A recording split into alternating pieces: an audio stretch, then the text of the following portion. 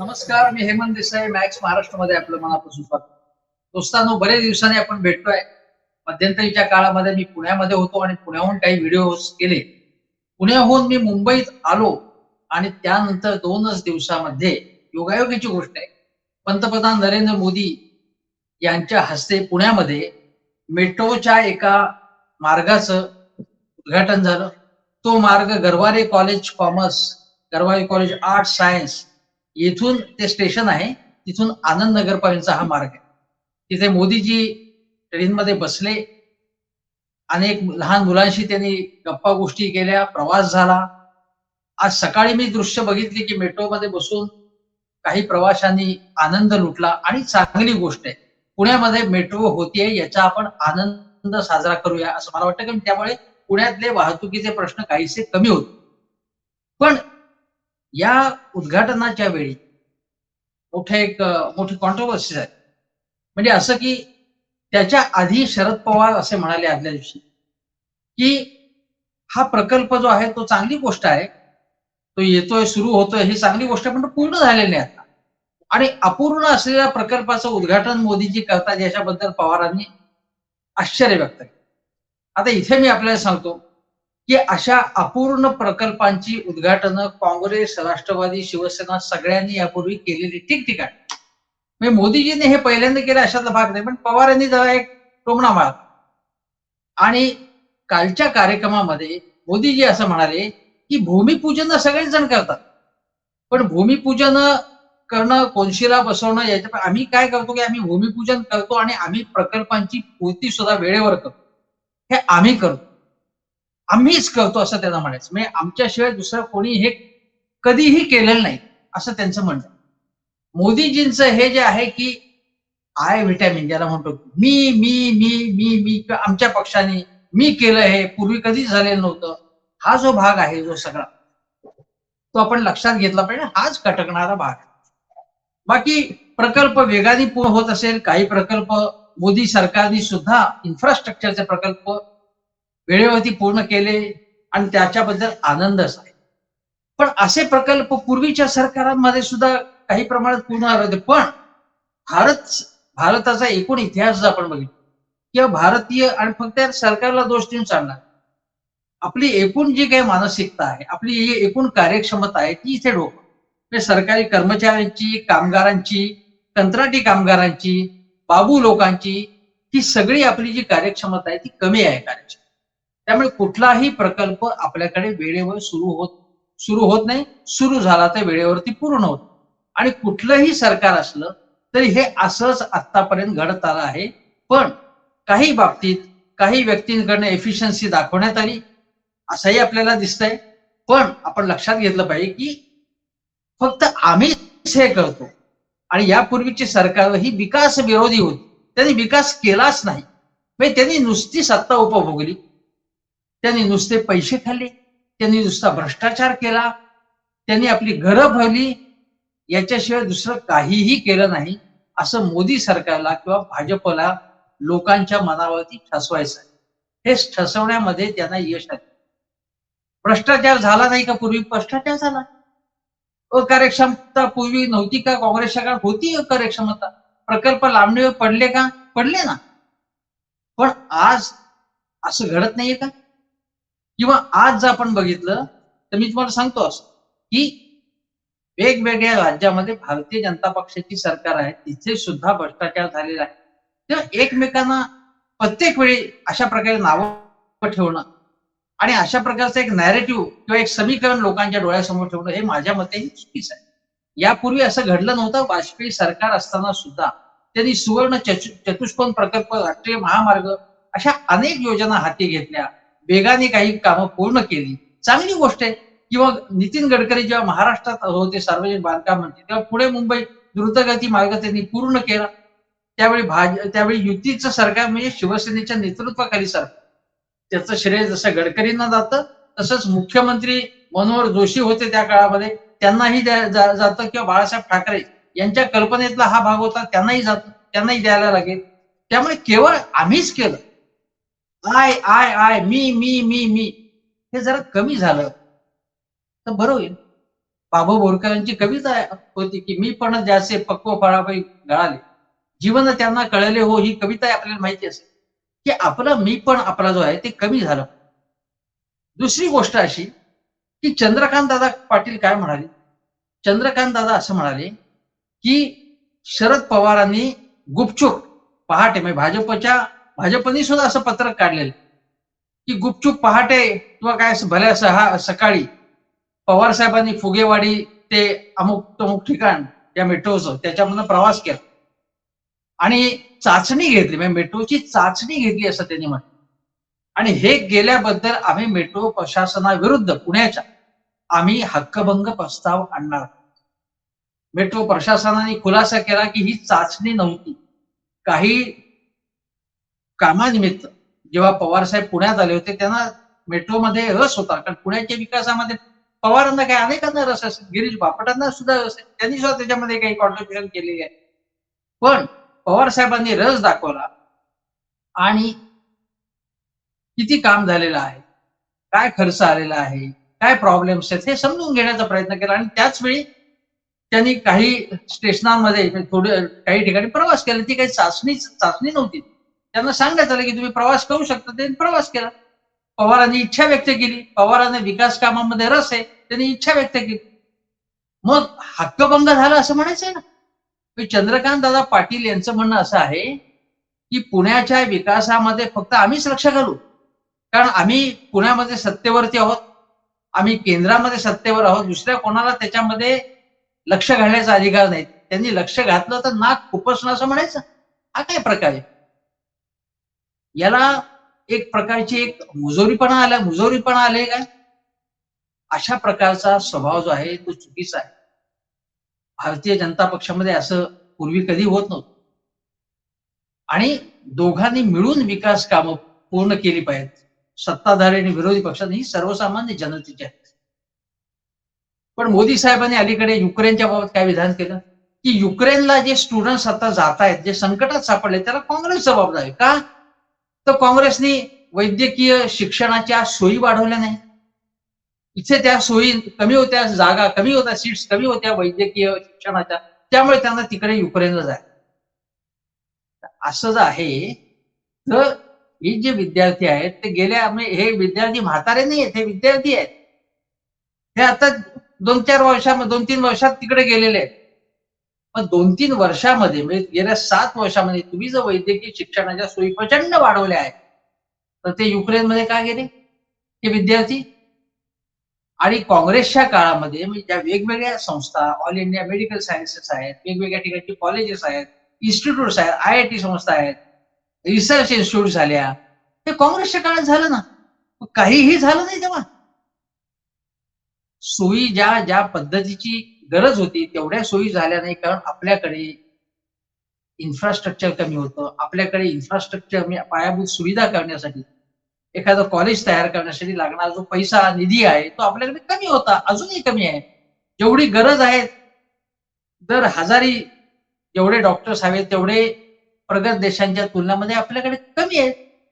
आजही आपल्याकडे ग्रामीण भागामध्ये सोयी अपुऱ्या आहेत कारण पैसा कमी आहे आपल्याकडे. सरकारची अकार्यक्षमता हा भाग वेगळा आहे. हा सर्व सरकारांच्या काळात होता.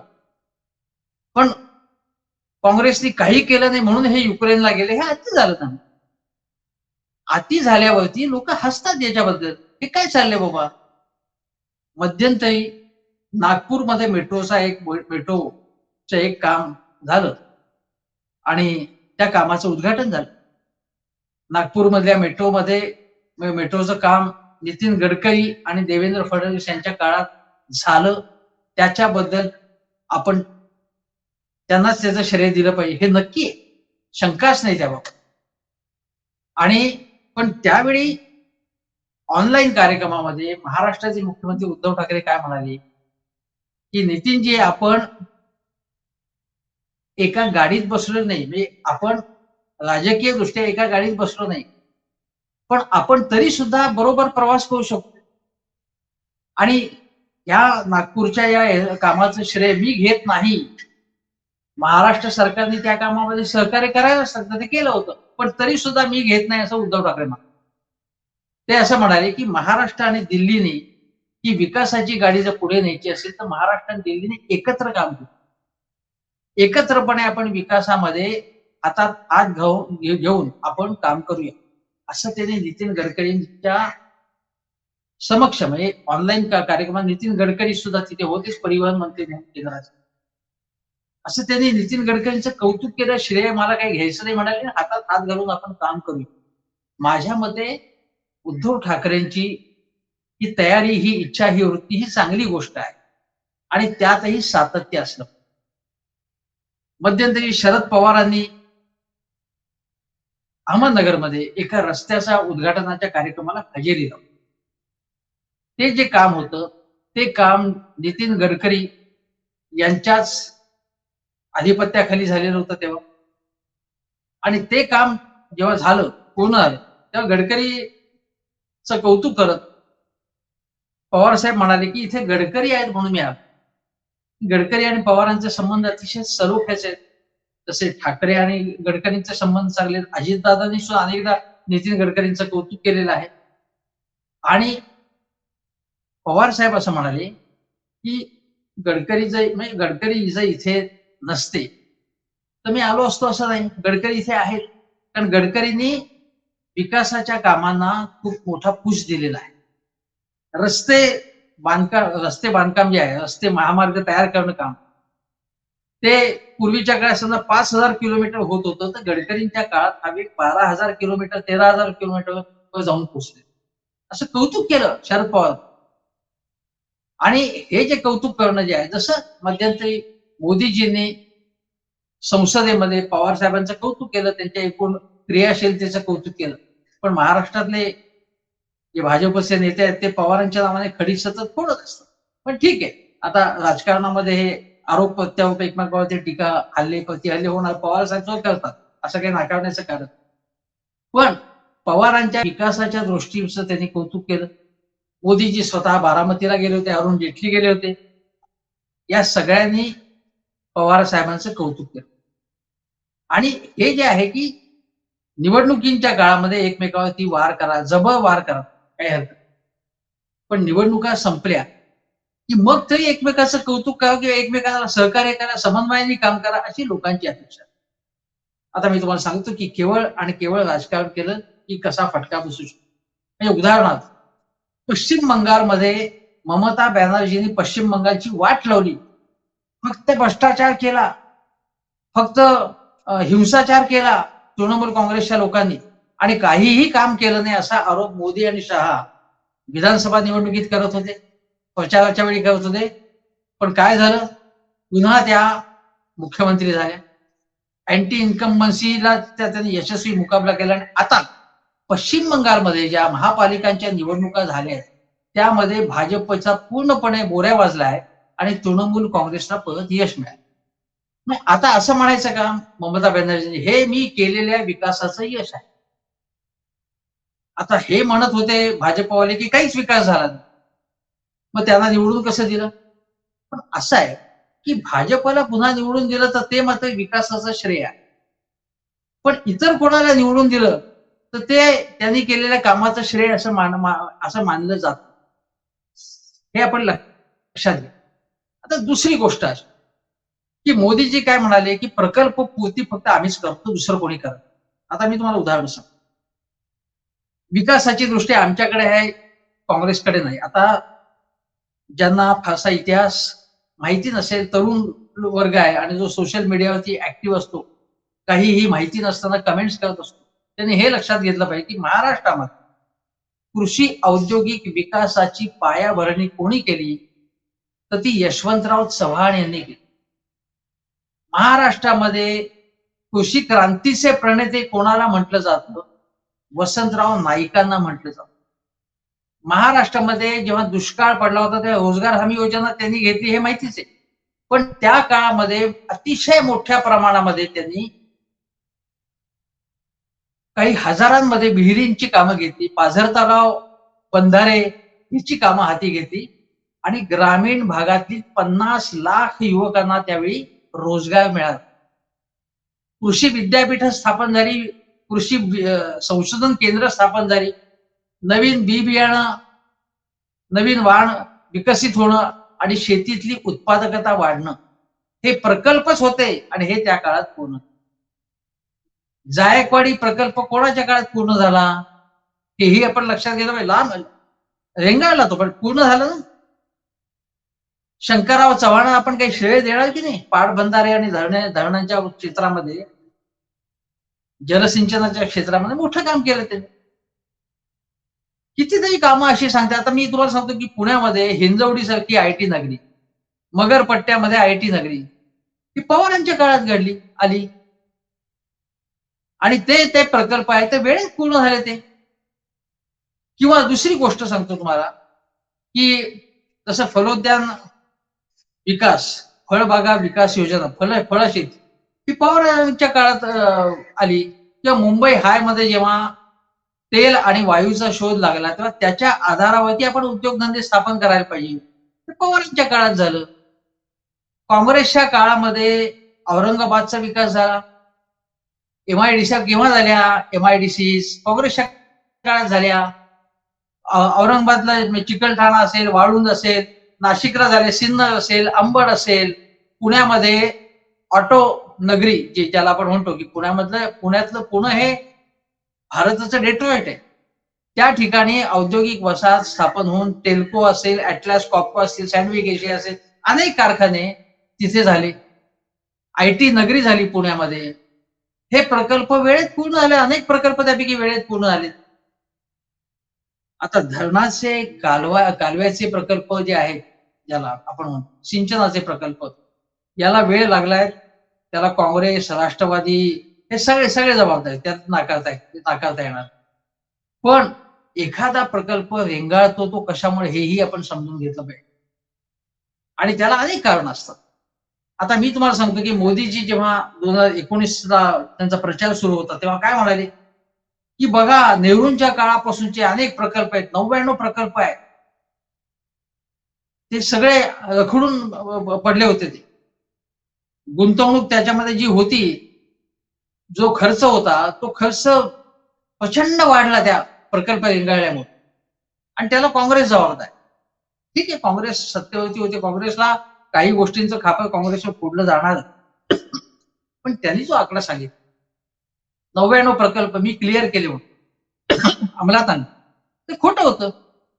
ती आकडेवारी 31च प्रकल्प ते पूर्ण करू शकले नव्हते. माझ्याकडे त्याची आकडेवारी आणि सरकारचीच आकडेवारी होती. मोदींनी फेक मारली की 99च्या 99 प्रकल्प आम्ही पूर्ण केले. तसं अजिबात नव्हतं. सरकारची आकडेवारी असेल, नीती आयोगाची आकडेवारी असेल आणि आता ते म्हणतात की गतिशक्ती योजना आम्हीच पूर्ण करतो. गतिशक्ती योजना म्हणजे इन्फ्रास्ट्रक्चर क्षेत्रातले प्रकल्प, पायाभूत सुविधांचे प्रकल्प वेळेवरती पूर्ण व्हावेत हे आम्हीच करतोय, दुसरं कोणी केलं? अरे राजीव गांधींच्या काळामध्ये प्रकल्प वेळेत पूर्ण होत नाहीत म्हणून प्रकल्प अंमलबजावणीचं स्वतंत्र खातं राजीव गांधींच्या काळात तयार झालं. नरसिंहराव त्या खात्याचे नरसिंहरावांवरती सुद्धा काही प्रमाणात त्याची जबाबदारी. त्यानंतरच्या काळामध्ये प्रोजेक्ट इम्प्लिमेंटेशन होते की नाही यासाठी अनेक यंत्रणा प्रस्थापित झाल्या, नियोजन आयोगाच्या याच्या अधिपत्याखाली झाल्या. पण हे जे एक नॅरेटिव्ह, हे जे एक समीकरण, ही गोष्ट लोकांच्या याच्यावर बिंबवली जाते की एक नवा मसिहा निर्माण झाल्या देशामध्ये आणि तो सगळ्या गोष्टी तोच करतोय. मोदीजींनी पुतीनना फोन केला की सगळी कामं झाली, युद्ध थांबणार, सगळे भारतीय विद्यार्थी इकडे येणार. मोदीजींनी काही केलं, काही इंटरव्हेन्शन केलं की अण्वस्त्र स्पर्धा थांबणार. मोदीजींनी कुठलीही गोष्ट म्हणजे मोदीजींना संपूर्ण सगळ्या गोष्टीचं श्रेय देणे ही जी पद्धत आहे ती एखादा नेत्याच्या भोवती असा एक करिश्मा निर्माण करायचा. त्यासाठी जाहिरात एजन्सीची मदत घेतली जाते आणि मोदी वोट्स मिळवून देत, मतं मिळवून देत असल्यामुळे सगळा पक्ष तशा पद्धतीने एक नॅरेटिव्ह तयार करण्याचा प्रयत्न करतो. कुठलंही वाक्य तुम्ही देवेंद्र फडणवीसांचं बघा, चंद्रकांत दादांचं बघा किंवा कुठल्याही योगी आदित्यनाथांचं बघा, कुठलीही गोष्ट, कुठलाही प्रकल्प काही झालं तर हे मोदीजींनी हे केलेलं आहे, मोदीजींनी आम्हाला सांगितलं आणि मोदीजींनी लक्ष घातलं म्हणून हे. या प्रकारे भारतासारख्या लोकशाही देशामध्ये अशा प्रकारे एक प्रतिमा निर्मिती होणं ही चुकीची गोष्ट आहे. मग तुम्ही म्हणाल की इंदिरा गांधींच्या काळामध्ये सुद्धा आम्ही या पद्धतीला वरती टीका केली. पण त्या काळात सुद्धा इतक्या अतिप्रमाणात हे सगळं होत नव्हतं, जे आत्ता चालू आहे ते. हे मी तुम्हाला सांगतो. आणि त्याच्यामुळे मी तुम्हाला हे सांगतो, की पुण्याची मेट्रो पुण्याची मेट्रो मोदीजींमुळे झाली, ती लवकर पूर्ण झाली वगैरे, वगैरे, वगैरे. हे असे आहे का, की वित्तीय व्यवस्थापन, एकूण प्रशासकीय व्यवस्थापन, धोरणात्मक दृष्टी म्हणजे मोदीजी इंजिनिअर आहेत, मोदीजी अर्थशास्त्रज्ञ आहेत, मोदीजी व्यवस्थापन तज्ञ आहेत. प्रत्येक विषयातलं मोदीजींनाच फक्त कळतं. सगळ्या गोष्टीचं फक्त त्यांनाच आकलन आहे. समग्र आकलन त्यांनाच आहे. जगातलं सगळं ज्ञान त्यांच्याकडे आहे. असं मानायचं आपण? काय चाललंय? पुण्याची मेट्रो जर श्रेय आता पुण्यामध्ये भाजपची सत्ता. केंद्रात भाजपची सत्ता आहे. त्यांनी या मेट्रोच्या कामाला धक्का दिलेला आहे जरूर. आणि मी पुन्हा सांगतो, की याच्यामध्ये पुण्याचे खासदार गिरीश बापट असतील, त्यांचाही याच्यामध्ये वाटा आहे. त्यांना सुद्धा आता कोपऱ्यात ढकललं जातंय आता. हे लक्षात घ्या. चंद्रकांत दादा पाटील हे जेव्हा पुण्याचे नेते म्हणून उदयाला आले, तेव्हा गिरीश बापटांना जरा साइडिंगला टाकण्यात आलं. तर हे लक्षात घ्या तुम्ही, की पुण्याच्या मेट्रोचं स्वप्न कोणी पाहिलं होतं. 2001 साली म्हणजे 21 वर्षांपूर्वी पुण्याच्या स्थायी समितीच्या बैठकीमध्ये काँग्रेसच्या ज्या सदस्य होत्या, स्थायी समितीच्या ज्या अध्यक्ष होत्या, या महिला अध्यक्ष होत्या, त्यांनी ही योजना मांडली. त्यांनी हा प्रस्ताव मांडला. आणि त्याच्यानंतर तो ठराव मंजूर झाला. त्यानंतर त्याच्या पुढच्या टप्प्यामध्ये म्हणजे तेव्हा आपण बघितलं तर केंद्रामध्ये वाजपेयी सरकार. त्यामुळे 2004 पर्यंत त्या बाबतीत ठोस असं काही होण्याची शक्यता जरा कमी होती. हे 2001 सालची गोष्ट आहे. तुम्हाला माहिती असेल की त्या 2001 नंतर म्हणजे काय-काय घटना संसदेवरती हल्ला, गुजरातमधली दंगल, अनेक गोष्टी घडत. त्यामुळे अनेक गोष्टींमुळे हा प्रस्ताव मंजूर होणं वगैरे हे सगळं लांब होतं. त्यानंतरच्या टप्प्यामध्ये जेव्हा काँग्रेसचं सरकार, युपीएचं सरकार आलं, तेव्हा नगरविकास मंत्री कोण होते? तर कमलनाथ. ते कमलनाथ, शरद पवार आणि सुरेश कलमाडी जे पुण्याचे सर्वेसर्वा होते. त्यांनी मिळून बैठक घेतली आणि मग हा प्रकल्प मंजूर झाला. पुढच्या टप्प्यामध्ये पुण्याच्या मेट्रोसाठी केंद्रीय अर्थसंकल्पात तरतूद झाली आणि त्यानंतर महाराष्ट्रात जेव्हा बाबा आपले पृथ्वीराज चव्हाण होते, पृथ्वीराज चव्हाण यांनी या मेट्रोच्या प्रकल्पाला गती दिली. ही 2012 सालची गोष्ट. आता हे टप्प्याटप्प्याने हे होत. गती कमी होती का? गती जरूर कमी. म्हणजे ह्या प्रकल्प जो होता पुण्याच्या मेट्रोचा, तो या अगोदर पूर्ण व्हायला पाहिजे होता आणि या गती थोडीशी कमी होती. काँग्रेस, राष्ट्रवादी सरकारला सुद्धा याची जबाबदारी स्वीकारावी लागेल. युपीए सरकारला सुद्धा जबाबदारी स्वीकारावी. गती कमी होती. पण त्यांनी काहीच केलं नाही का? असं नाही म्हणता येणार. त्यांनीच त्यांच्या प्रकल्पाचं श्रेय जे आहे त्यांनाही द्यायला लागेल ना. कोणाची कल्पना होती? मुंबईमध्ये सुद्धा मेट्रो, मोनो या योजना काँग्रेसच्या काळात आहे. एक आहे, की गती देवेंद्र फडणवीस यांच्या काळात मिळाली हे नक्की. आणि त्याला अनेक अशी कारणं आहेत, की मोठं बहुमत होतं केंद्रात भाजपचं. दुसरी गोष्ट म्हणजे महाराष्ट्रात सुद्धा फडणवीस आणि शिवसेनेची सत्ता होती. जोरात होती सत्ता ती. त्यांचं बहुमत चांगल्या प्रकारचं होतं त्यावेळी. आणि त्यांनी एक निर्धार केला होता, की पायाभूत सुविधांवरती आपण भर. चांगली गोष्ट आहे. त्याचं श्रेय त्यांना देवेंद्र फडणवीसांना सुद्धा द्यायला लागेल. पण काँग्रेस, राष्ट्रवादींनी काहीच केलं नाही असं म्हणता येईल. त्यांनी कल्पनेचं श्रेय तर त्यांना द्यायला पाहिजे. पृथ्वीराज चव्हाणांना तुम्ही बोलवायला पाहिजे होतं त्या समारंभाला. का नाही बोलवलं त्यांना? चंद्रकांत दादा पाटलांच्या मते असं असेल, की कदाचित विरोधी पक्षांना बोलवण्याचीच गरज नाही. पण देवेंद्रजींना जर मुंबईत एखाद्या कार्यक्रमाला महाराष्ट्र सरकारच्या कार्यक्रमात बोलवलं नाही तर मात्र यांना दुःख होत, तर ते योग्य नाही. आम्ही बोलवलं नाही तर चालेल, हा काय प्रकार? ही अतिशय चुकीची गोष्ट आहे. हे आपण कृपया करून लक्षात घ्या. आता मी तुम्हाला दुसरी एक गोष्ट सांगतो, की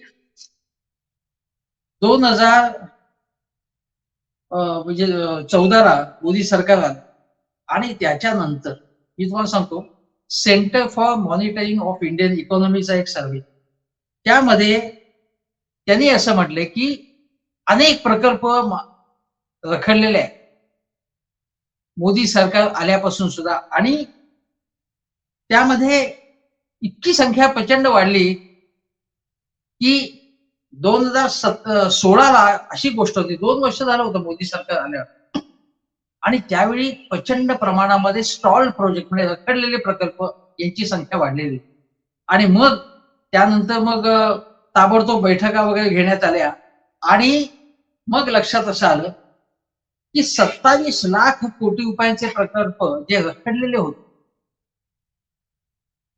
म्हणजे ज्यात एवढी गुंतवणूक त्याच्यात होती, ते प्रमाण 44 लाख कोटी रुपयांवरती गेलं.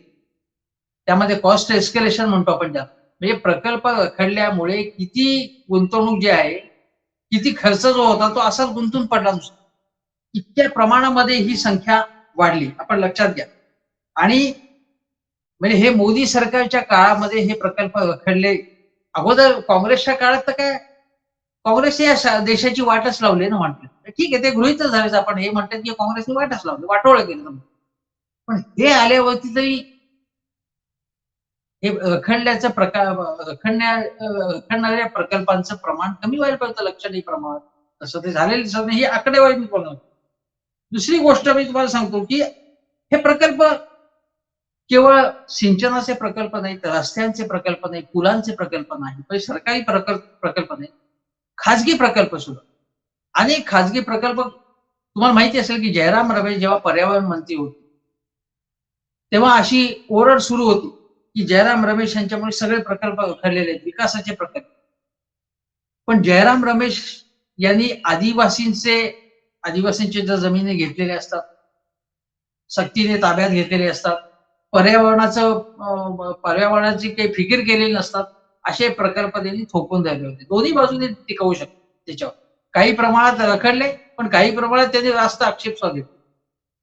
पण मोदी सरकार आल्यानंतर सुद्धा खाजगी प्रकल्प असतात ते कशामुळे रखडतात, म्हणजे एखादा खाजगी कारखाना असेल, तो कशामुळे रखडतो? म्हणजे जमीन जी खरेदी केली असते, भूसंपादन केलेलं असतं, त्यामध्ये शेतकऱ्यांचा विरोध असू शकतो. कधी-कधी वन खातं जे आहे ते पर्यावरणाच्या मुद्द्यावरून आक्षेप घेतं. कधी-कधी असं असेल की शेतकऱ्यांच्या किंवा आदिवासींच्या स्थलांतराचा प्रश्न तो सोडवणं मुश्किल असतं. जमीन मिळत नसते. कधी-कधी एखादा प्रकल्प सरकार आश्वासन देतात, की इथे तुम्हाला नैसर्गिक वायू मिळेल, इथे खनिजं मिळतील तुम्हाला हवी ती, आणि तिथे प्रकल्प करा. पण हा जो फीड स्टॉक ज्याला म्हणतात एखाद्या प्रकल्पासाठी, तो फीड स्टॉक देण्याबाबतचं सरकारचं आश्वासन हे कागदावरच राहिलेलं. अशी अनेक कारणं असतात ज्याच्यामुळे प्रकल्प रखडतात. पण मोदी सरकारच्या काळामध्ये सुद्धा मी पण सांगतो, की त्या सेंटर फॉर मॉनिटरिंग इंडियन इकॉनॉमीनी म्हटलं होतं, की 21 लाख कोटी रुपयांचे 437 प्रकल्प हे रखडलेले आहेत, असं म्हटलेलं. आता म्हणजे मोदी सरकारच्या काळामध्ये सगळी आबाद झालेली आहे, असं अजिबात नाही, असं आपण लक्षात घेतलं पाहिजे. आणि म्हणून मी तुम्हाला सांगतो पुन्हा, की विकासाची दृष्टी फक्त आम्हाला आहे आणि इतरांना काहीही विकासाची दृष्टी नाही. अशा पद्धतीने संकुचित स्वरूपाची टीका करण्याची गरज नाही. उलट मी असं म्हणते, की महाराष्ट्रामध्ये आता महाविकास आघाडीचं सरकार, हां, आता समृद्धी महामार्ग बघा, आता हे सरकार आल्यानंतर देवेंद्रजींनी तो चांगला प्रकल्प हाती घेतला होता समृद्धी महामार्गाचा. त्यावेळी शिवसेनेनेच त्याबद्दल काही आक्षेप घेतला. मग ते आक्षेप मागे घेतले आणि नंतर तो प्रकल्प पूर्ण झाला. पूर्ण होत आहे आता. समृद्धी महामार्गाचं काम जवळ-जवळ वेगात पूर्ण होत आहे. या प्रकारे म्हणजे केंद्रामध्ये एका पक्ष भाजपचं सरकार, महाराष्ट्रामध्ये 3 पक्षांचं सरकार असं असताना सुद्धा हा महामार्गाचा प्रकल्प झाला. तसेच अनेक प्रकल्प जे महाराष्ट्रात नाही तर गोसी खुर्द हा प्रकल्प किती रखडला आपल्याला माहिती. पण केंद्र, राज्य असेल किंवा कधी-कधी महानगरपालिकेची सत्ता दुसऱ्याच पक्षाच्या, राज्यातली सत्ता तिसऱ्याच पक्षाच्या, असं असताना देखील माझ्या मते काही प्रकल्प निदान महत्वाचे जे प्रकल्प असतात ज्याच्यामध्ये मोठ्या प्रमाणात लोकांच्या रोजगाराशी, विकासाशी निगडीत असणारे जे प्रकल्प असतील, सिंचनाचे असतील, रस्त्यांचे असतील, पुलांचे असतील, एखादा मोठा कारखाना असेल, या प्रकल्पांच्या मध्ये सामंजस्याने व्यवहार व्हायला पाहिजे. समन्वय असायला पाहिजे, सहकार्य असायला पाहिजे. यासाठी मोदीजींनी पुढाकार घेतला. सतत जर तुम्ही विरोधी पक्षांना काहीच केलं नाही असं म्हटलं, तर विरोधी पक्षांचं सहकार्य कसं? आणि त्याच पद्धतीने महाराष्ट्रामध्ये महाविकास आघाडीचं सरकार आहे, त्यांनी सुद्धा केंद्राचं काही विकास प्रकल्पामध्ये सहकार्य कसं मिळेल याची दक्षता घेतली.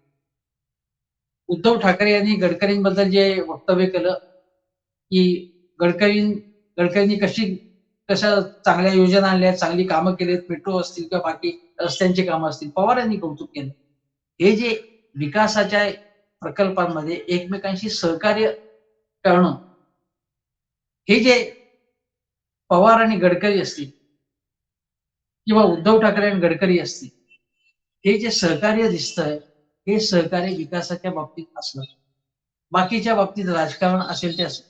पण माझ्या मते तरी गडकरी असं कधीही म्हणाल्याचं माझ्या तरी ऐकिवात नाहीये, की फक्त विकास आम्हीच केलेला आहे, पूर्वी काहीच झालं नाही. उलट गडकरींनी सुद्धा काही अगोदरच्या काँग्रेसच्या काळातल्या योजनांचं कौतुक केलेलं आहे. आणि हेच व्हायला पाहिजे असं माझं मत. पण राजकारण सगळेच करतात. पुण्याची मेट्रो आम्हीच आणली असं भारतीय जनता पक्षाचं म्हणणं आहे. आणि ते दाखवण्याचा प्रयत्न आहे. ज्या पद्धतीने घाईघाईने 1,000 कोटी रुपये हे महाराष्ट्रामधली महाविकास आघाडी सरकारने पटापट बघा, जी बातमी आली त्यानुसार, की महापालिकांना 1,000 कोटी रुपये दिले महाविकास आघाडी सरकार. जिथे नागरीकरण झाले पटपट दिले, कारण आता निवडणूक आहे. मुंबईमध्ये स्थायी समिती, स्टँडिंग कमिटी, शिवसेनेची सत्ता आहे मुंबई महानगरपालिकेमध्ये. धडाधड प्रकल्पांच्या घोषणा होत आहेत. स्थायी समितीत मंजुरी मिळते त्याला. हे राजकारण शिवसेनाही तेवढंच करते. राजकारण तुम्ही जरूर करा, परंतु विकासाच्या योजनांबाबत म्हणजे मोदीजी जर असं म्हणत असतील, की प्रकल्पांची फक्त भूमिपूजन करू नका, तुम्ही वेळेत पूर्ण करा, चांगली गोष्ट आहे. पण तुम्ही सुद्धा वेळेत पूर्ण करा. तुम्ही ते वेळेत पूर्ण केले नाहीत अनेक प्रकल्प. सगळ्याच पक्षांनी त्यांच्या आव्हानाला प्रतिसाद दिला पाहिजे. पण संकुचित क्षुद्रपणाचं, विरोधी पक्षांना तुच्छ लेखण्याचं, हिडीस करण्याचं, फालतू समजण्याचं आणि आमचाच पक्ष फक्त विकास करतो असं मानण्याचं कारण नाही. हे जर कमी झालं, हे थांबलं, तर प्रगती वेगाने होईल. वातावरणात जो कलुषितपणा आलाय, प्रदूषित वातावरण झालेलं संपूर्णपणे, ते स्वच्छ आणि मोकळं होईल. सत्ताधारी पक्ष आणि विरोधी पक्षामध्ये हल्ले प्रतिहल्ले चालूच राहतील, पण त्याच्यामध्ये वैरभाव किंवा दुश्मनी असता कामा नये. मी एक शेवटचं उदाहरण सांगतो, की पुण्याच्याच कार्यक्रमामध्ये देवेंद्र फडणवीसांच्या गाडीवर जी चप्पलफेक झाली, त्याचा निषेध हा राष्ट्रवादी काँग्रेसचे रोहित पवार यांनी केला. चांगली गोष्ट आहे. माझं तर म्हणणं असं आहे, की ज्यांनी कोणी चप्पल फेकली त्या राष्ट्रवादीचे कार्यकर्ते ते जमलेले होते. तेव्हा त्या कार्यकर्त्यांना डावलून कोणीतरी तिसऱ्याच व्यक्तीने चप्पल फेक केली असण्याची शक्यता कमी आहे. आपल्याकडे काही पुरावा नाहीये. पण ज्यांनी चप्पल फेकली त्याला पकडून द्यायला पाहिजे होतं ना राष्ट्रवादीच्या कार्यकर्ते. का नाही केलं तसं? हा माझ्या मनातला प्रश्न आहे. पण रोहित पवार यांनी जे वक्तव्य केलेलं आहे ते अतिशय स्वागतार्ह वक्तव्य आहे. आणि अशाच प्रकारे निकोप चांगल्या पद्धतीचं राजकारण कोणी केलं, निकोप वातावरण राजकारणामध्ये राहिलं, तर ती चांगली गोष्ट होईल. आणि असंच वातावरण यापुढे राहिलं पाहिजे असं मला वाटतं. असं आवाहन मी करतो. आणि म्हणून मोदीजींनी जे आय व्हिटॅमिन जे घेतलेलं आहे किंवा आय व्हिटॅमिनचा जो मारा सुरू केलेला आहे, तो आता थोडा थांबवावा. लोकांना मीपणा आवडत नाही. आणि मीपणा जर जास्त झाला तर मतदानामध्ये लोक काय करतात हे भारतीय लोकशाहीने पुन्हा पुन्हा करून दाखवलेलं आहे. एवढाच मी इशारा देऊ इच्छितो आणि आता इथेच थांबतो. नमस्कार.